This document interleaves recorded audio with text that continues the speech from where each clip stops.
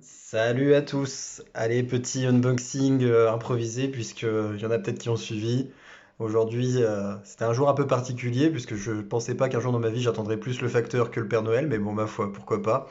Ça permet d'avoir de l'attente et puis du coup d'avoir une belle surprise au final, au bout du compte, quand on reçoit tout d'un coup. Alors, il y a pas mal de cartes aujourd'hui.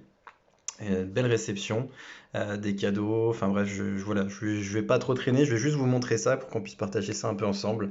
On va commencer par ce beau petit cadeau qui m'a été fait par un donateur anonyme dont nous tairons le nom, hein. Voilà, une carte de Sue Bird, de la légende Sue Bird, et surtout ce qui est intéressant, c'est qu'elle porte son masque. Et donc du coup, ça rentre dans la PC, et c'est la première carte WNBA pour la PC, lunettes masque. Donc voilà, un vrai plaisir, magnifique. Les Seattle Storm, ça c'est un vrai plaisir, un vrai bonbon. On va continuer avec un autre petit plaisir que je me suis fait, c'est d'avoir la chance, à un tarif plus que raisonnable, de pouvoir avoir le set block party en entier en fait, NBA Hoops. Donc, généralement je fais pas ça du tout parce que j'ai toujours ce plaisir de pouvoir chiner les cartes d'un set et voilà, de prendre le temps de les chasser un peu, de les choper à bon tarif. Mais là, c'était une opportunité que je pouvais simplement pas passer à côté. Donc on se retrouve, voilà, c'est Skybox NBA Oops 1995. Et donc c'est l'entièreté du set hein, avec des cartes voilà, qui sont colorées, qui sont très psychédéliques. J'ai toujours madame qui me répète que ses cartes préférées, c'est les cartes où on ne voit pas le public derrière. Ça l'agace et elle aime beaucoup quand c'est coloré. Alors celle-ci, c'est une spéciale pour Mathias, Eddie Jones.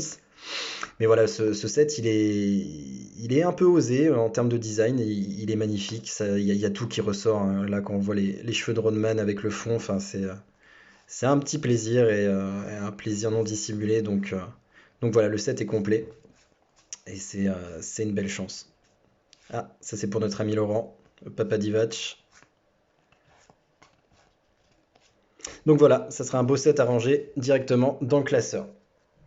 Derrière, j'ai d'autres cartes que j'avais reçues d'une vente Facebook. Où là, on a donc une carte qui va aller directement pour notre ami Nico, mon ami Nico.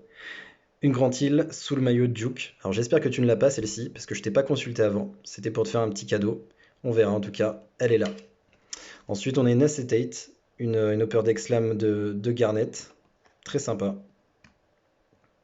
même si c'est Upper Deck. Hervé. Celle-ci, je la cherchais depuis longtemps aussi, parce qu'elle a des prix fous des fois sur eBay, et ça valait le coup d'attendre, comme quoi la patience est parfois récompensée. On est sur une Fleer Metal 96-97, et c'est la Metallized de Garnet. Alors, au début, je savais pas trop quoi penser de ce set, qui est quand même très particulier. Et au final, c'est ne serait-ce que pour la texture sur les cartes, les arrières qui sont très travaillés, très futuristes, du rétro futuriste. On est limite dans le cyberpunk, mais c'est vraiment agréable. J'aime beaucoup. On a cette petite kickstart de Garnet, une Tops. Alors ça, j'ai découvert ça pendant la vente. Je connaissais pas du tout. Donc là, on est sur du 99. Très sympa. Derrière, le fameux set que j'essaye tant bien de mal de compléter, mais en même temps, quel plaisir de pouvoir le compléter d'un coup, celui-ci. Voilà, les Rebounding Kings, Larry Bird. J'adore toujours ce côté détail un peu dessin qu'on retrouve dans les courses Kings, noir et blanc, et qui derrière, on a le joueur qui est toujours dans une super attitude avec un peu cet effet 3D, toujours les bras du joueur qui dépassent ou les jambes.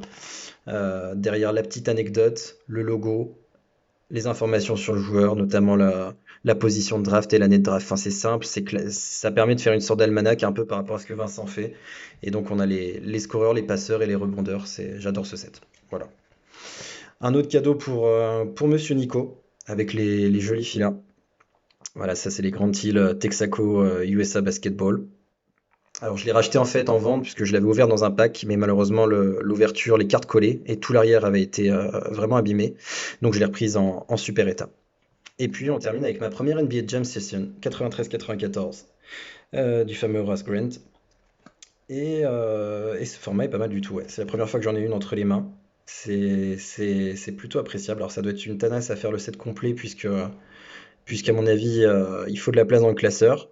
Mais en tout cas, ouais, ça rend hommage en tout cas à la taille, la verticalité des joueurs et c'était une super idée. C'est dommage que ce format se soit perdu. On y reviendra sûrement un jour. On va continuer du coup avec... c'est Arnaud, ça c'est l'envoi d'Arnaud, c'est les petits cadeaux d'Arnaud. Alors vous allez voir après, il y a énormément de Z-Force puisque je me suis lancé dans l'aventure du set. Toujours, bah voilà, j'ai pas besoin de vous les présenter hein, sur des cartes hyper colorées, hyper stylisées. Quand on voit ce qu'ils arrivaient à faire dans les années 90 avec un budget qui était beaucoup moins conséquent et en termes de créativité, c'est dingue, c'est simplement dingue. Notamment encore une fois, juste la variation en fait des photos avant-arrière. Rien que ça, c'est un détail qui a une importance dingue pour moi. Et une petite micane derrière, que je refuse jamais puisque bah, c'est un peu le... Non seulement c'est un des précurseurs aussi du basket tel qu'on le connaît aujourd'hui, mais surtout au niveau des lunettes. Bah voilà, c'est un peu, c'est le papa, c'est le grand-père de tout le monde. On continue avec cette petite Topps Finest. Eric Murdoch, joueur à lunettes également, Bucks avant son transfert aux Grizzlies. Bah, je découvre ces cartes. Je découvre ces cartes et notamment ce fameux petit film de protection. Grand dilemme. J'en ai reçu quelques-unes. Au début, j'ai laissé le film de protection, puis sur les autres que j'ai reçus, je l'ai enlevé, pour être honnête. Je sais pas trop quoi faire. Je trouve que ça gâche un peu la carte en fait. Donc voilà, il y a toujours cette idée de protéger ces cartes, mais elles sont brillantes, elles sont belles et c'est dommage de garder ça. C'est mon avis en tout cas. On continue avec, du coup, ça c'est Seb.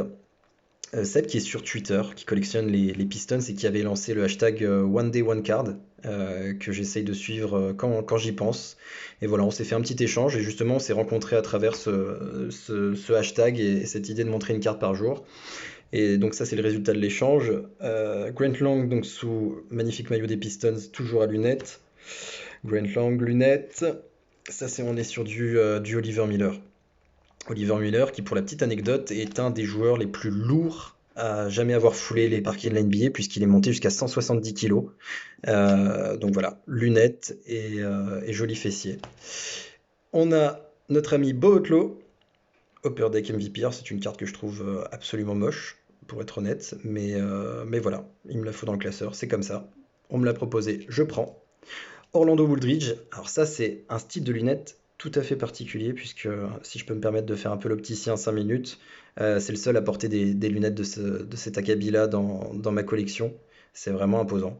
Ça en jette. Ça a de la gueule. J'aime bien.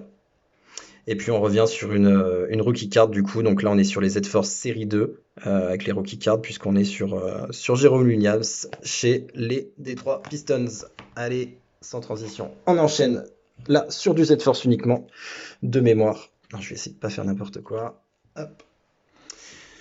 On a du Jackson, Smith, Ceballos, Horace Grant. Elle est pas superbe celle-là franchement.